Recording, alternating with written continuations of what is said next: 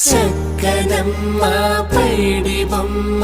తేనె నవ్వుల జాబిలమ్మ లేని సాకులు చెప్పకమ్మ పట్టువోణి కట్టవమ్మ నాన్నయదపై నిన్నటిదాకా అల్లరి ఆటలు ఆడినా